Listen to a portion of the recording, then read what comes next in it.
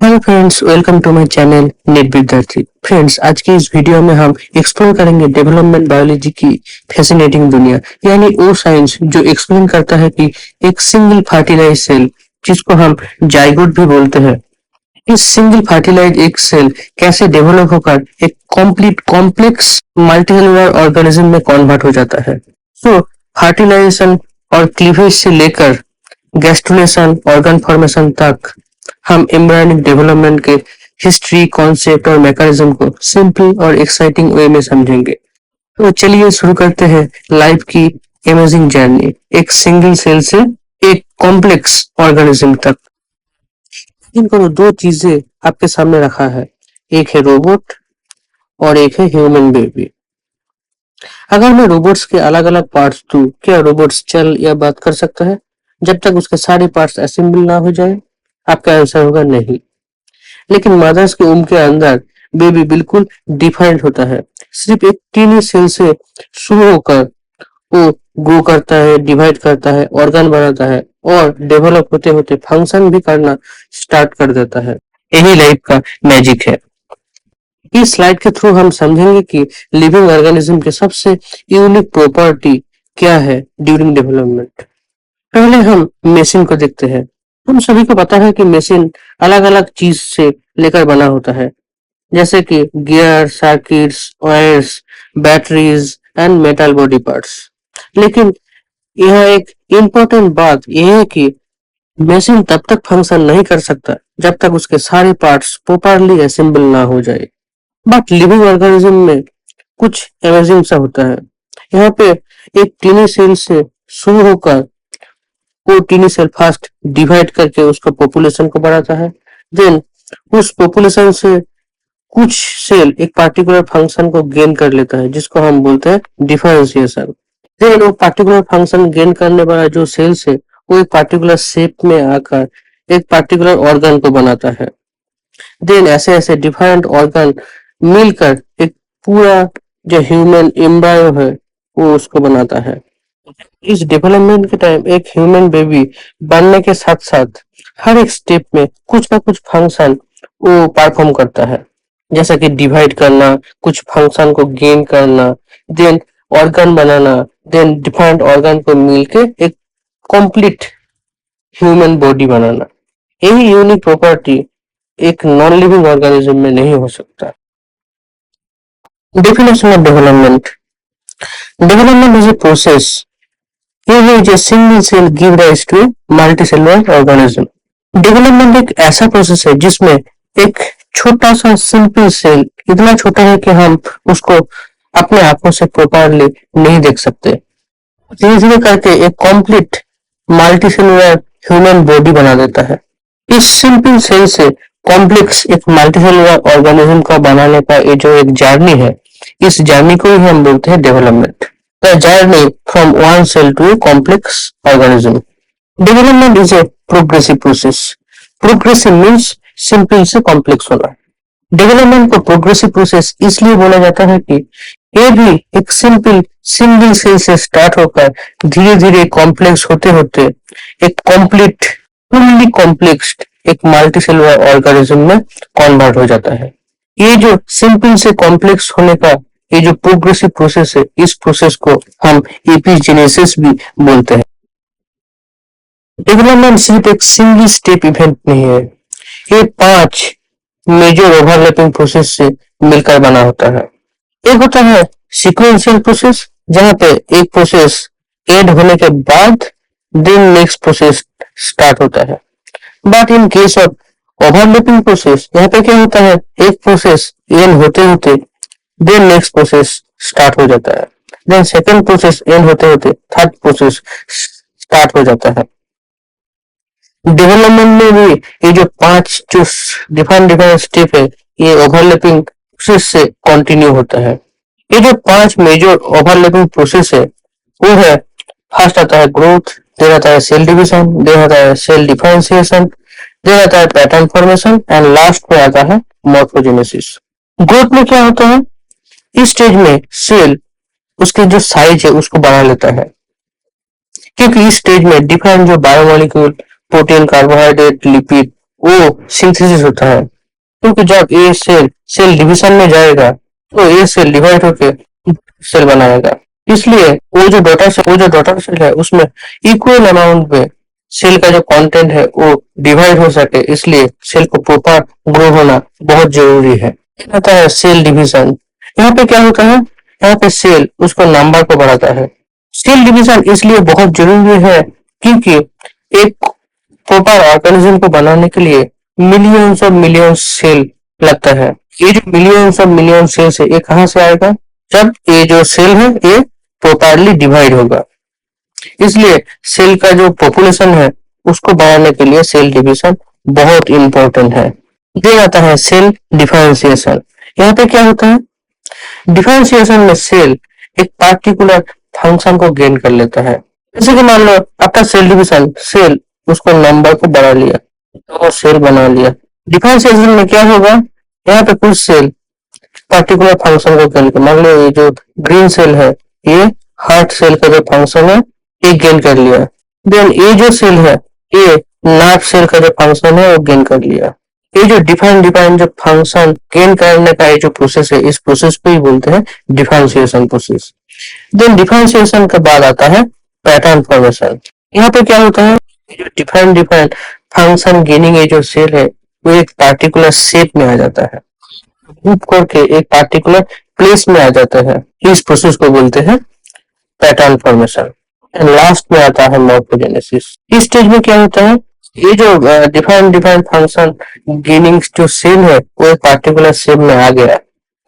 इस particular shape में आ जाने के बाद ग्रुप ऑफ सेल्स है वो एक पार्टिकुलर स्ट्रक्चर बनाएगा, जैसे कि लंग्स हो गया, लिवर हो गया, हार्ट हो गया, एक 3D स्ट्रक्चर को बनाएगा। ये जो 3D स्ट्रक्चर बनाने का ये जो प्रोसेस है इस प्रोसेस को ये बोलते हैं morphogenesis. Development is a highly complex and coordinated process in multicellular organism. Development को कॉम्प्लेक्स प्रोसेस क्यों बोला जाता है वो मैं पहले डिस्कस कर चुका हूँ, बट कोऑर्डिनेट प्रोसेस क्यों बोलते हैं। हम सभी ने ऑर्केस्ट्रा तो देखा ही होगा, उसमें क्या होता है एक लोग गाना गाता है और कुछ लोग जो इंस्ट्रूमेंट है उसको बजाता है। जब एक गाना और जो इंस्ट्रूमेंट बजाना एक साथ एक प्रॉपर वे में होता है तब उसको सुनना बहुत ज्यादा मधुर होता है। बट जब ये गाना और इंस्ट्रूमेंट बजाना डिफरेंट डिफरेंट होता है तब वो सुनने में अच्छा नहीं लगता है। ये जो एक साथ होने का जो एक प्रोसेस है इसको बोलता है कोऑर्डिनेट प्रोसेस। डेवलपमेंट के टाइम में भी जो डिफरेंट डिफरेंट जो स्टेप है वो एक प्रॉपर वे में होता है। ऐसा नहीं होता है कि जो पहला स्टेप है वो दूसरा स्टेप के बाद होगा, जो पहला स्टेप है वो पहला होगा एंड देन जो सेकंड स्टेप है वो सेकंड में होगा एंड जो थर्ड स्टेप है वो थर्ड में होगा। जैसा कि हम देख सकते हैं कि जो डेवलपमेंट शुरू होता है जाइगोट से, ये जो जाइगोट है वो बाद में डिवाइड होकर बनाता है blastula, then gastrula and then धीरे धीरे ऑर्गन फॉर्म करके एक पार्टिकुलर कॉम्प्लेक्स ऑर्गेनिज्म को बनाता है। में हर एक स्टेप एक कोऑर्डिनेट प्रोसेस में होता है, मतलब एक पार्टिकुलर वे में होता है। यहाँ पे ब्लास्टुला पहले नहीं होगा, पहले जाइगोट फॉर्मेशन ही होगा, देन धीरे धीरे ब्लास्टुला होते होते एक प्रॉपर कॉम्प्लेक्स ऑर्गेनिज्म बनाएगा। ये जो कोऑर्डिनेट जो प्रोसेस है, मतलब ये जो प्रॉपर वे में होने का ये जो तरीका है वो डिफरेंट डिफरेंट चीजों से रेगुलेट होता है, जैसा कि थ्रू जीन रेगुलेशन के थ्रू भी रेगुलेट हो सकता है। सिग्नल कुछ सिग्नल मॉलिक्यूल है उसके थ्रू भी ये डेवलपमेंट रेगुलेट होता है एंड मॉर्फोजन जो ग्रेडियंट है उसके थ्रू भी ये जो डेवलपमेंट है वो रेगुलेट होता है। उसका जो कोऑर्डिनेट प्रोसेस है वो रेगुलेट होता है। डेवलपमेंट सिर्फ बात तक लिमिटेड नहीं होता है, हमारा बॉडी पूरे लाइफ कॉन्टिन्यूअसली चेंज और डेवलप करता रहता है। जैसा कि आपका दांत इन्फेंट स्टेज में बेबी बहुत फास्ट ग्रो करता है और नया नया चीजें सीखना स्टार्ट कर देता है, ये आता है चाइल्डहुड स्टेज। इस स्टेज में क्या होता है, इस स्टेज में बॉडी टॉलर, स्ट्रॉन्गर और मोर एक्टिव बन जाता है। नेक्स्ट आता है एडल्ट स्टेज। एडल्ट स्टेज में बॉडी फुल्ली मैच्योर और प्रॉपरली डेवलप कर जाता है एंड देन आता है एजिंग स्टेज। एजिंग के टाइम बॉडी के जो फंक्शन है वो धीरे धीरे स्लो होने लगता है। जब हम ओल्ड हो जाते हैं तब भी हमारे जो बॉडी कॉन्टिन्यूअसली चेंज होते रहता है, लाइफ लॉन्ग रिन्यूअल और मेंटेनेंस के थ्रू जाता है। जैसा कि यहाँ पे हम देख सकते हैं कि जो हमारे जो स्किन सेल है वो डेली 1 ग्राम जो स्किन सेल है वो रिमूव होता है, उसकी जगह नया स्किन सेल आ जाता है। हमारे ब्लड में भी जो ब्लड सेल्स है वो डेली मिलियंस ऑफ जो ब्लड सेल्स है वो डिस्ट्रॉय हो जाता है एंड उसके जगह नया ब्लड सेल आ जाता है। ये जो रिन्यूअल और मेंटेनेंस का ये जो प्रोसेस है ये भी डेवलपमेंट का पार्ट है। अच्छा, हम बोल सकते हैं कि हमारे जो डेवलपमेंट है वो सिर्फ बर्थ तक लिमिटेड नहीं होता है। वो एक फर्टिलाइजेशन से लेकर अप टू द डेथ, ये पूरे जो जर्नी है, ये पूरे जर्नी में हमारे शरीर डेवलपमेंट होता रहता है। सो development is A life long. अभी आपने सोचा है कि एक टीनी सिंगल सेल कैसे एक कंप्लीट ह्यूमन बॉडी बन जाता है, जिसमें हार्ट, ब्रेन, आईज और हैंड होता है? या फिर फिश, फ्रॉग, चीक और ह्यूमन एम्ब्रायो अर्ली स्टेज में इतना सिमिलर क्यों देखते हैं? ये जो क्यूरियोसिटी है ये नई नहीं था। 2000 साल पहले एक ग्रीक फिलोसोफर एरिस्टोटल ने भी यही क्वेश्चन पूछा था और इसी क्यूरियोसिटी से एक फील्ड का जन्म हुआ जिसे हम आज डेवलपमेंट बायोलॉजी कहते हैं। एरिस्टोटल ने पहली बार मुर्गी के अंडे के अंदर का जो एम्ब्रायो है उसको ऑब्जर्व किया था, इसलिए उसको फर्स्ट एम्ब्रायोलॉजिस्ट भी बोलते हैं, क्योंकि वो पहले साइंटिस्ट में से थे जिन्होंने एम्ब्रायो का साइंटिफिक स्टडी किया था।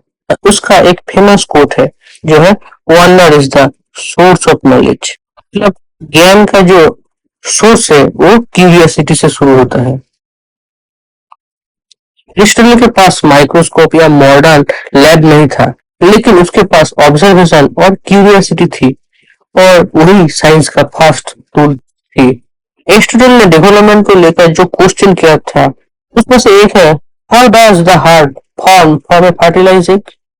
मतलब एक फर्टिलाइज एग जिसको हम जाइगोट बोलते हैं, उस जाइगोट से कैसे एक ऑर्गेनिज्म का हार्ट बन जाता है। जो सेकंड क्वेश्चन है वो है, is development the same in all organism? सभी ऑर्गेनिज्म है उसमें जो डेवलपमेंट है वो एक ही तरीके से होता है और डिफरेंट होता है। यहीं से जन्म लिया कॉम्पैरेटिव एम्ब्रायोलॉजी। मतलब डिफरेंट ऑर्गेनिज्म के जैसे कि फ्रॉग्स है, पिग्स है, ह्यूमन है एंड जो फिश है, इस सभी ऑर्गेनिज्म का जो एम्ब्रायो को कंपेयर करना ताकि उसके डेवलपमेंट के सिमिलरिटी और डिफरेंस को समझा जा सके। ये जो कंपैरेटिव एम्ब्रायोलॉजी का ये जो कॉन्सेप्ट है ये पहली बार एरिस्टोटल ने ही दिया। ये जो डेवलपमेंट बायोलॉजी है इसका जो पहले साइंटिस्ट है वो है एरिस्टोटल, जिन्होंने पहले बार मुर्गी के जो अंडे के अंदर एम्ब्रायो होता है उसको साइंटिफिकली डिस्क्राइब किया था। देन इन्होंने पहली बार जो प्लासेंटा और जो एम्बिलिकल कॉर्ड का जो फंक्शन है उसको दिया था। प्लासेंटा का फंक्शन क्या है? न्यूट्रिएंट एक्सचेंज करना एंड अम्बिलिकल कॉर्ड कनेक्ट करता है बेबी को प्लासेंटा के साथ, इसलिए उसको फर्स्ट एम्ब्रायोलॉजिस्ट भी बोला जाता है।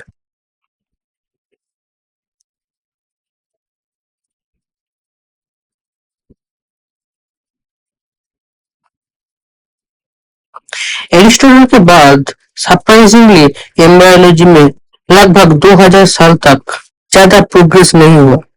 अब सभी के अंदर एक क्वेश्चन होगा कि इस टाइम में साइंस स्लो क्यों हो गया था? इसका पॉसिबल आंसर ये हो सकता है कि उस टाइम माइक्रोस्कोप नहीं था, जो टेक्नोलॉजी था वो भी लिमिटेड थी। 2000 साल बाद एक साइंटिस्ट आया, उसका नाम था विलियम हार्वे, जिन्होंने एम्ब्रायोलॉजी को दोबारा साइंटिफिक डायरेक्शन दिया। उसका एक आइडिया था एक्स उभो होमिनी, मतलब all organism arise from the egg. जो सभी ऑर्गेनिज्म है वो एक से ही बनना स्टार्ट होता है। ही रिजेक्ट्स द स्पॉन्टेनियस जनरेशन जो थ्योरी। एरिस्टोटल का जो थ्योरी था स्पॉन्टेनियस जनरेशन, मतलब वो नॉन लिविंग ऑर्गेनिज्म से बनना स्टार्ट होता है। देन साइंटिस्ट विलियम हार्वे ने पहली बार बोला था कि जो लिविंग ऑर्गेनिज्म है वो लिविंग चीज से ही बनना स्टार्ट होता है, नॉन लिविंग चीज से नहीं बनता। देन उसका जो सेकंड डिस्कवरी था वो था ब्लास्टोडाम डिस्कवरी। हार्वे ने पहली बार बोला था कि एक के अंदर एक पार्टिकुलर एक जोन है, एक छोटा सा जोन है जिसको ब्लास्टोडाम बोलते हैं, जिससे एक एम्ब्रायो बनता है। ये जो पूरा एग है इसके अंदर होता है योक, बहुत सारा योक, एंड एक छोटा सा पोर्शन होता है जिससे एम्ब्रायो बनता है। इस छोटा सा पोर्शन को बोलते हैं ब्लास्टोडाम। देन हार्वे का जो नेक्स्ट कंट्रीब्यूशन था वो है ब्लड आइलैंड फॉर्मेशन। मतलब पहले ब्लड आता है, उसके बाद हार्ट फॉर्म करता है। उनका जो और एक कंट्रीब्यूशन था वो है एमनियोटिक फ्लूइड का जो फंक्शन है उसको डिस्क्राइब किया। हम सभी ने जब एम्ब्रायोनिक स्टेज में था तब मदर के उम के अंदर एक सैक है, उसको बोलते हैं एमनियोटिक सैक। जिस सैक के अंदर होता है एक लिक्विड जिसको बोलते हैं एमनियोटिक फ्लूइड। इस एमनियोटिक फ्लूइड के अंदर हम सभी ने एम्ब्रायोनिक स्टेज में थे। ये जो फ्लूइड है, एक इसका काम क्या होता है, एक शॉक एब्जॉर्बर का काम करता है। इसलिए जो एम्ब्रायो है वो बहुत सुरक्षित रहता है के अंदर। माइक्रोस्कोप डिस्कवर होने के बाद जो साइंटिस्ट ने सबसे इम्पोर्टेंट कंट्रीब्यूशन एम्ब्रायोलॉजी में दिया था उसमें से सबसे आगे है मार्सेलो मेलपिजी, एक इटालियन साइंटिस्ट। इन्होंने माइक्रोस्कोप के थ्रू माइक्रोस्कोप डिस्कवर होने के आगे जो जो एम्ब्रायोलॉजिस्ट ने जो जो इम्पोर्टेंट कॉन्सेप्ट एम्ब्रायोलॉजी के ऊपर दिया था उसको उन्होंने माइक्रोस्कोप के थ्रू साइंटिफिकली डिस्क्राइब किया। बायोलॉजी वो फर्स्ट साइंटिस्ट था जिन्होंने जो मुर्गी का जो अंडा है उसको माइक्रोस्कोप के अंदर उसके जो एम्ब्रायो का जो डेवलपमेंट है उसको देखा था एंड उसको डिस्क्राइब भी किया था। इसलिए उसको बोलते हैं फादर ऑफ माइक्रोस्कोपिक एम्ब्रायोलॉजी। इन्होंने चीक एम्ब्रायो के अंदर जो ब्लास्टोडाम होता है उसको माइक्रोस्कोपिकली डिस्क्राइब किया। जो कॉन्सेप्ट है वो विलियम हार्वे ने दिया था, बट उसके पास कोई माइक्रोस्कोपिक ऑब्जर्वेशन नहीं था। उन्होंने सिर्फ बोला था एक जो चीक एम्ब्रायो है उसके अंदर एक पोर्शन होता है जिसको हम ब्लास्टोडाम कहते हैं। बट मेलपीजी ने जब चीक एम्ब्रायो को माइक्रोस्कोप के अंदर रख के देखा तब देखा है कि जो एक के तब देखा है कि एक के अंदर एक छोटा सा पोर्शन सेल का एक छोटा सा प्लेट लाइक स्ट्रक्चर होता है जिसको हम बोलते हैं ब्लास्टोडार्म, जिससे पूरा एम्ब्रायो बनता है। एंड मल्पीजी ने जो जाम है, जो 3 जाम लेयर है उसको डिस्क्राइब किया था। इस जाम लेयर में जो बाहर होता है उसको बोलते हैं एक्टोडर्म, जिससे हमारा जो स्किन नर्वस सिस्टम वो बनता है। जो मिडिल में होता है उसको बोलते हैं मेसोडर्म, जिससे हमारा मसल बोन एंड ब्लड ये बनता है। एंड जो इनर में होता है उसको बोलता है एंडोडर्म, जिससे हमारा जो गाट है, लंग्स है, लिवर है वो बनता है। मेलपीजी का बहुत सारे इंपॉर्टेंट डिस्कवरीज है, उसमें से एक है न्यूरल ग्रुप से न्यूरल ट्यूब बनना। हमारा जो पूरा ब्रेन और स्पाइनल कॉर्ड है, मतलब जो नर्वस सिस्टम है, वो एक प्लेट लाइक स्ट्रक्चर से सेल का एक प्लेट लाइक स्ट्रक्चर से बनता है जिसको बोलते हैं न्यूरल प्लेट। ये प्लेट धीरे धीरे करके फोल्ड होने लगता है। होके एक ट्यूब लाइक स्ट्रक्चर बना देता है। इस ट्यूब को ही बोलते हैं न्यूरल ट्यूब। एंड ये न्यूरल ट्यूब बाद में कन्वर्ट होकर हमारा जो ब्रेन और जो स्पाइनल कॉर्ड है वो बनाता है। नेक्स्ट डिस्कवरी है सोमाइट्स। सोमाइट्स एक ऐसा सेल है जिससे हमारा मसल बनता है। मतलब ये जो सोमाइट्स है ये मसल सेल का प्रिकर्सर है, इससे ही मसल सेल बनता है। मेलपीजी ने पहली बार माइक्रोस्कोपिकली जो ब्लड सर्कुलेशन है एक एम्ब्रायो के अंदर वो डिस्क्राइब किया था। मैंने बोला था कि जो आर्टरीज है इसके थ्रू हार्ट से ब्लड एम्ब्रायो के डिफरेंट पोर्शन में पहुंच जाता है एंड जो वेन है उसके थ्रू एम्ब्रायो के डिफरेंट पोर्शन से ब्लड फिर से हार्ट में आ जाता है। ये जो प्रिमिटिव ब्लड सर्कुलेशन का जो प्रोसेस है एम्ब्रायो के अंदर, ये पहली बार मार्सेलो मेलपीजी ने दिया था। तो आज हमने देखा कि कैसे एक single fertilise cell highly coordinated process जैसा कि cell division, differentiation, morphogenesis and pattern formation के थ्रू एक कंप्लीट ऑर्गेनिज्म में डेवलप होता है। याद रखिए, आपके बॉडी के हर हार्ट बीट, हर ऑर्गन, हर और हर स्पेशलाइज सेल का भी एक सिंगल टीनी सेल का पार्ट था, और वही है डेवलपमेंट बायोलॉजी की असली ब्यूटी। अगर आपको ये वीडियो पसंद आया तो वीडियो को लाइक, शेयर और चैनल को सब्सक्राइब जरूर करिए, और भी इजी, विजुअल और हाई क्वालिटी बायोलॉजी कॉन्सेप्ट के लिए। Keep learning, keep growing. मिलते हैं नेक्स्ट वीडियो में। Thank you.